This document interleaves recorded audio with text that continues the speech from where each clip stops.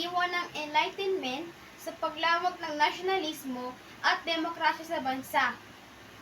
Ang diwa ng Enlightenment ay isang intelektual at philosophical na hakbang na naganap sa Europa noong 17th hanggang 18th centuries.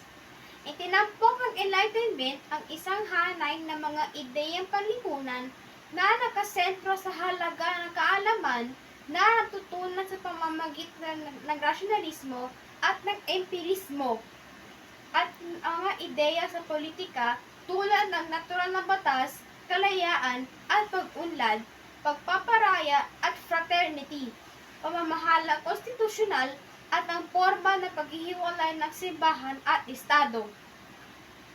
Ang mga ideya ng Enlightenment ay nagpapahina sa awtoridad ng monarkiya at mga opisyal na relihiyon at naging daan para sa mga revolusyon pampulitika noong ika-18 at ika-19 na siglo. Ang mga sentral na doktrina ng Enlightenment ay individual na kalayaan, kinatawan ng gobyerno, panuntunan ng batas, at kalayaan sa relihiyon na kaibahan sa isang absolutong monarkiya o solong partidong estado at ang relihiyo sa pag-uusig sa mga pananampalataya maliban sa mga formal na itinatag at kadalasang direktang kontrolado ng estado.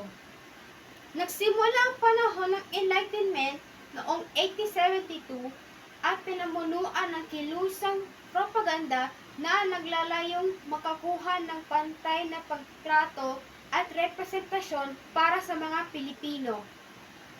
Ang kilusan ay pinamunuan ng pambansang bayani na si Jose Rizal na sumulat ng mga nobela na naglalantad ng mga issue sa lipunan at pamahalaan at sa huli ay isinagawa noong 1896.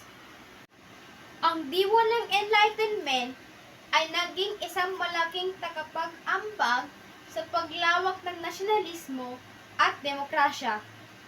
Sa larangan ng nasyonalismo, ang kahalagahan ng kultura at kasaysayan ay binigyang diin para sa pagbago ng pananaw ng mga tao tungkol sa kalayaan mula sa impluwensya ng ibang bansa.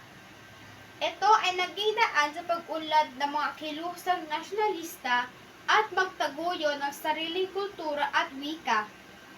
Sa larangan ng demokrasya, ang Enlightenment ay nagtulak sa mga tao na humingi ng karapatan at kalayaan mula sa sistema politika ng kanilang panahon. Ang mga prinsipyo ng pagiging malaya sa pag-iisip, pagpapahalaga sa katotohanan at katuwiran, at pagkakapantay-pantay na tao, at ay nagtulak sa mga kilusang demokratiko na magtaguyod ng mga reformang pampolitika. Naging resulta ang paglawak ng mga karapatan at kalayaan ng mga mamamayan. Sa pangkalahatan, ang diwa ng Enlightenment ay naging malaking tulong sa paglawak ng nasyonalismo at demokrasya dahil sa pagpapahalaga nito sa mga karapatan at kalayaan ng mga tao. Ito ay nagpalakas sa mga kilusang nasyonalista at demokratiko na lumaban para sa mga karapatan at kalayaan na naging daan sa pag-unlad at paglago ng mga bansa at lipunan sa buong mundo.